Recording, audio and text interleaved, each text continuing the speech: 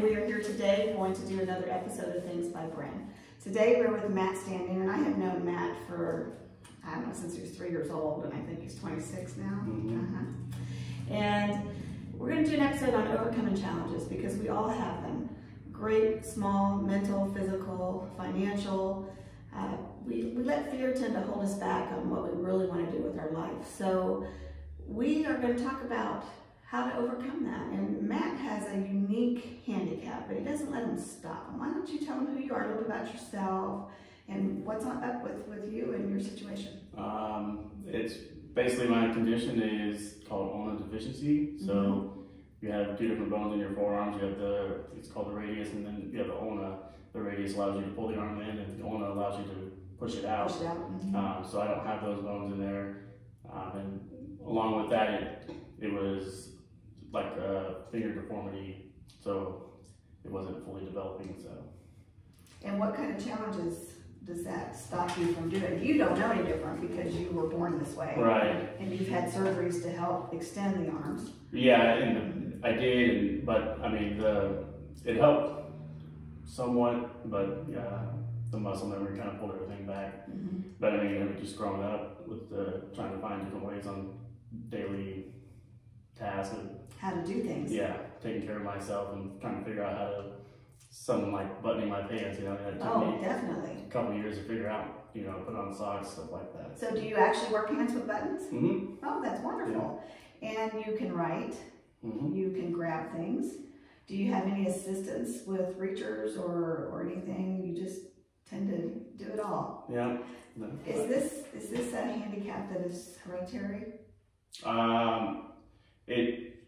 Not like to this full extent. I think it started with my mom, so it's second generation. So. Okay, but you don't let it stop you. No. You work. You just bought a home. Congratulations! He's a first-time home buyer, and he lives out in the country, which a lot of people want to do. And he's moving forward with his life. He's not letting fear or his challenges of his handicap stop him from doing that. Tell us what a routine for you looks like in a normal course of a day. Include your difficulties. I mean, that's kind of hard because I don't really think about it. I mean, daily routines, just get up, take care of my dog, and make some food, and go and do my 8 hours of work, and come home. But I mean, as far as showering and all that, I mean, it doesn't seem like as a challenge as much anymore. I mean, once you figure it all out, but I mean, it doesn't seem very difficult to me now, And that's good. At 26, maybe at 13 it was, so. Because you had help from your parents when you were growing up, yes. Right. And you tried to play ball. I think your dad had tried to fit a glove for you to at least try sports to see if you were going to like it. Right? You did some wrestling. Yep. What other sports did you try? I played soccer for over 10 years. That's right, you sure did. Absolutely. But I played t-ball, and then we did wrestling. I can't remember how many years we ended up doing that. And then it was soccer for the rest of the time. So he didn't let that stop him at all. He continued to move forward with what he wanted to do, and he had very encouraging family members that were there to support him. What would it have been like if you didn't have support? I think it would be a complete 180. I mean, confidence is the biggest key, I think, in overcoming any sort of challenge. Absolutely. So I mean, it was good to have my dad and my grandpa. They were big pushers on, basically pushing me out of my comfort zone to get me to try things, to show me that I was capable of more than what I thought that I was. So. Well, of course, and you don't let it stop you now. What is something that you want to see yourself doing in the future that you haven't been able to do?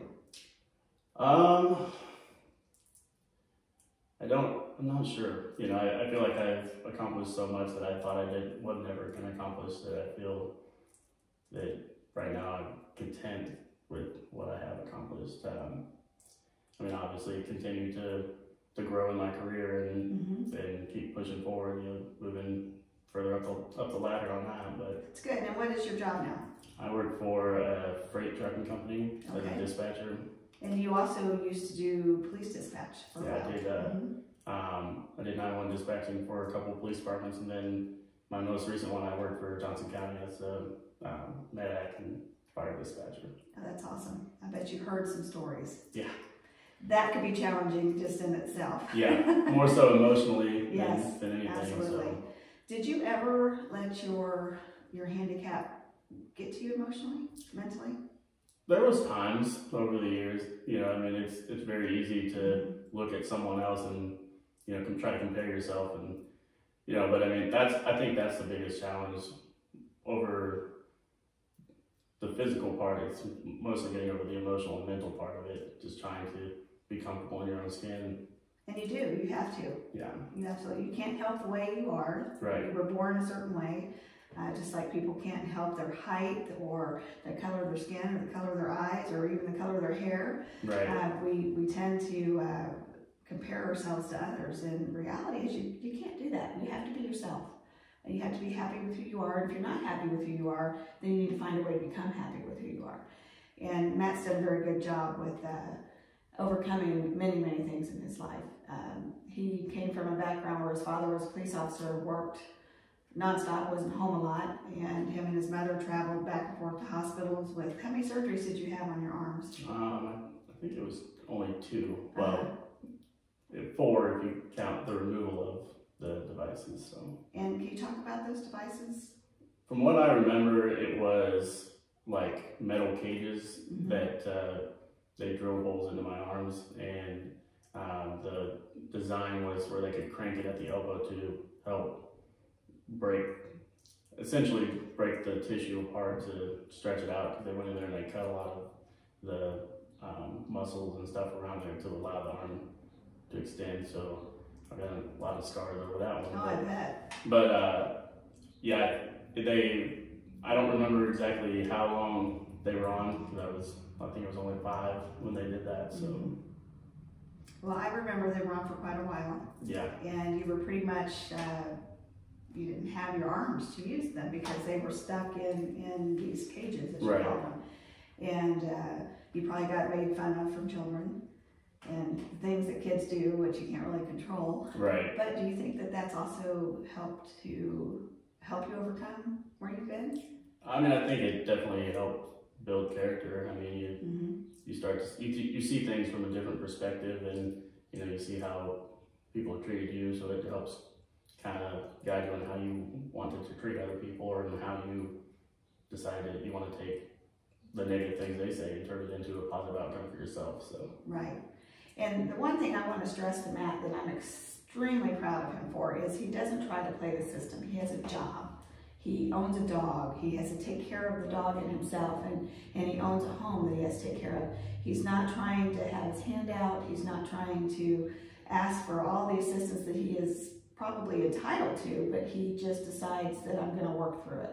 And that shows a lot of character, and I'm proud of you for that. I've known you for several years, so I'm happy to see that you're standing on your own.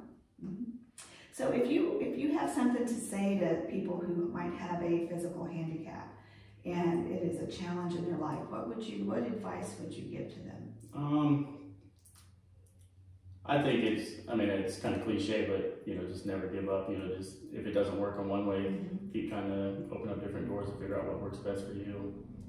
A lot of people with disabilities are pretty defeated, just by what people say or what they look at, how they look at them. So, I mean, you got to have a really strong mindset, and you have to want to figure things out and want to succeed. Otherwise, you won't be able to accomplish anything. I'm glad you said the word mindset. Did you hear that? Mindset.